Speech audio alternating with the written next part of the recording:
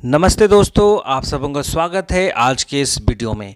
तो आप सभी को कैसे हैं? आशा करते हैं आप लोग अपने अपने घरों में सुरक्षित होंगे और अपना ध्यान दे रहे होंगे और अच्छी रीति से अपना जीवन यापन कर रहे होंगे।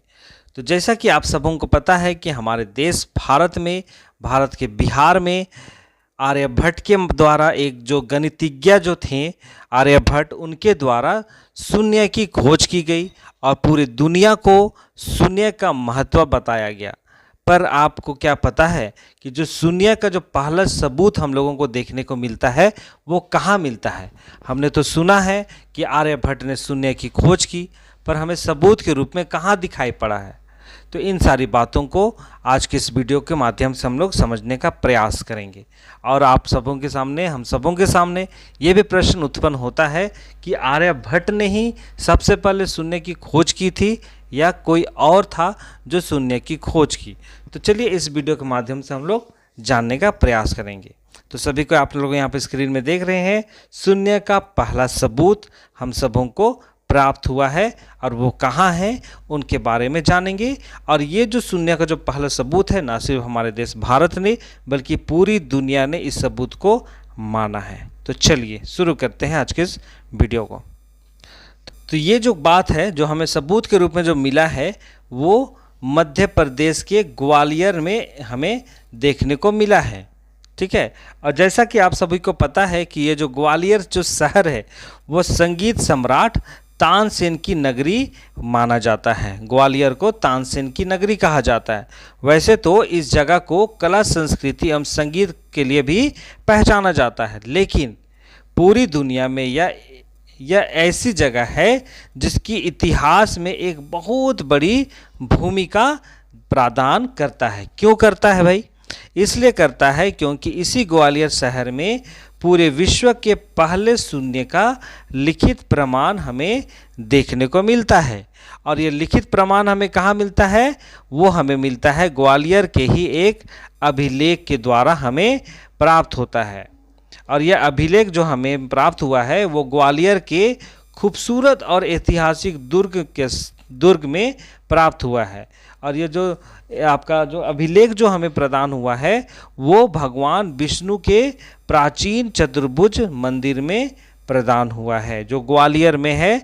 एक ग्वालियर के ऐतिहासिक दुर्ग में यह मंदिर स्थित है। इस मंदिर का जो निर्माण की बात करते हैं वो प्रतिहार राजा भोजदेव ने किया था।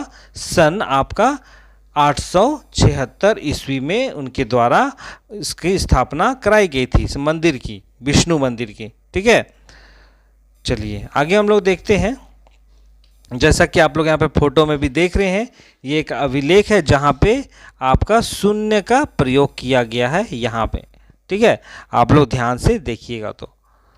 तो ये जो अभिलेख है और इसी शिलालेख में इस शून्य को दिखाया गया है। ठीक है, तो चलिए यहाँ पे जानने का प्रयास करते हैं इस स्लाइड के माध्यम से।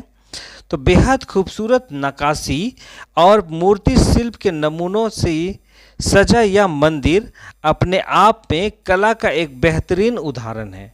यहाँ इस मंदिर में नृत्यरत गणेश, कार्तिकेय, पंच अग्निक पार्वती, नवग्रह विष्णु त्रिवेंद्रम और अष्टदिक्पालों का अंकन देखने को मिलता है इस मंदिर में। ठीक है, इसके साथ ही मंदिर के मुख्य मंडप के अंदरूनी भाग में कृष्ण लीलाओं के दृश्यों को भी उकारा गया है।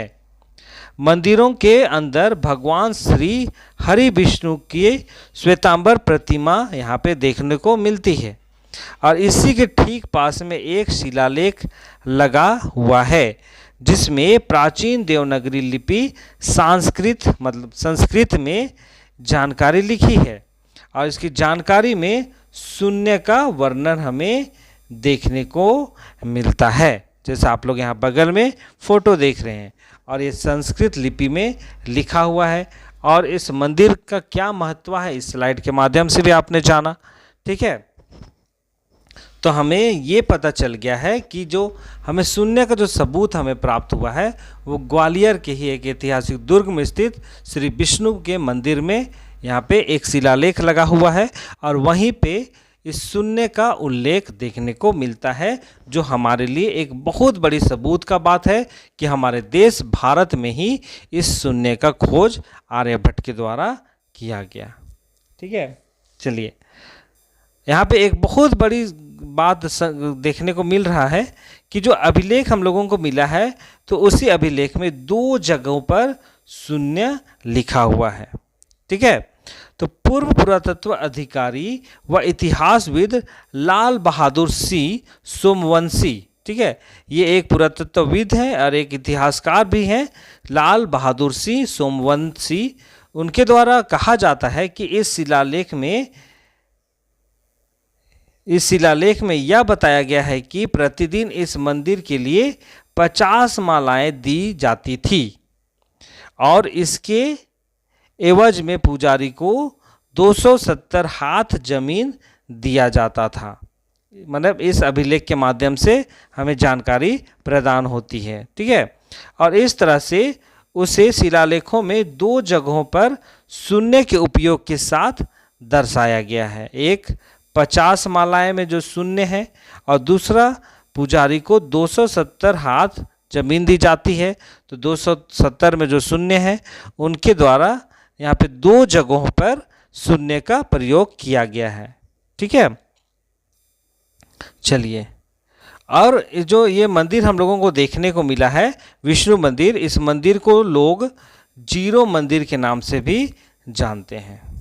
चलिए, जैसे आप लोग यहाँ पे चित्र देख रहे हैं, यही है मंदिर आपका विष्णु मंदिर, जिसको जीरो मंदिर के रूप में भी लोग बोलते हैं।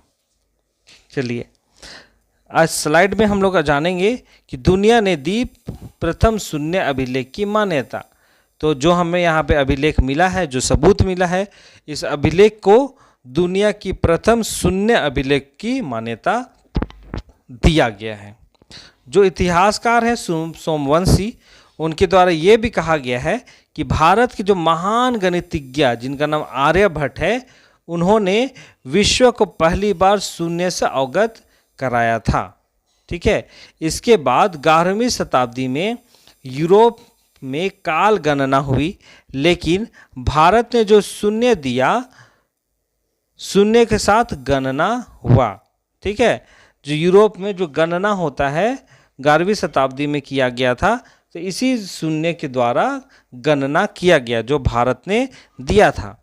और इसकी मान्यता लंदन की ऑक्सफोर्ड यूनिवर्सिटी ने भी दे दी है। और उनके द्वारा ये कहा गया कि जो ग्वालियर किले के नीचे स्थित चतुर्भुज मंदिर में मौजूद शून्य का अभिलेख प्राचीनतम, और भारत पुरातत्व सर्वेक्षण ने 1903 ईस्वी में अपने रिपोर्ट में इसकी पुष्टि की। इसलिए अब यह पूरी तरह से इसकी मान्यता भारत को मिल चुकी है। तो इस तरह से हम जान पाते हैं कि ये जो अभिलेख है उसको भारत सरकार के द्वारा, भारतीय पुरातत्व सर्वेक्षण के द्वारा और लंदन की सबसे बड़ी यूनिवर्सिटी ऑक्सफोर्ड यूनिवर्सिटी के द्वारा भी इस अभिलेख को मान्यता दे दिया गया है। और इनके द्वारा ये कहा गया है कि ये जो अभिलेख में जो शून्य जो है वो बहुत ही बड़ा ऐतिहासिक घटना है और इसके माध्यम से हमें शून्य का सबूत हम लोगों को देखने को मिलता है। ठीक है, चलिए, अब हम लोग देखेंगे कि ये जो जीरो जो अभिलेख जो हमें मिला है, तो इस पर रिसर्च करने के लिए विदेशों से भी बहुत सारे आते हैं आपके गणितज्ञ।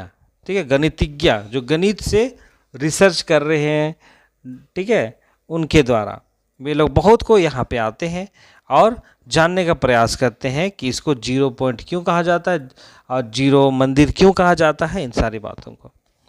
तो इतिहास की दृष्टि में यह एक बहुत बड़ी उपलब्धि मानी गई है। वो तो बेशक ये हमारे इतिहास के लिए, हमारे देश की गर्व के लिए बहुत बड़ी बात है।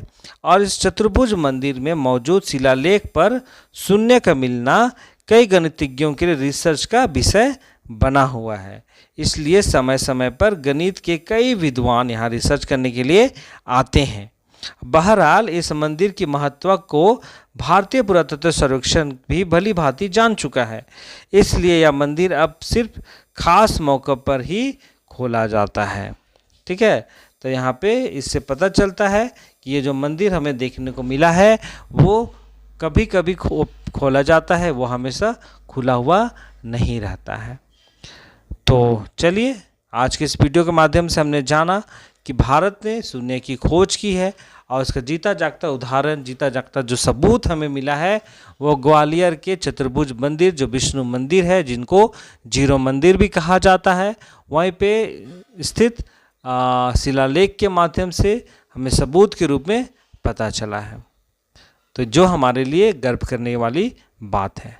तो चलिए, इसी के साथ आज की इस वीडियो को मैं यहीं पे समाप्त करना चाहता हूँ।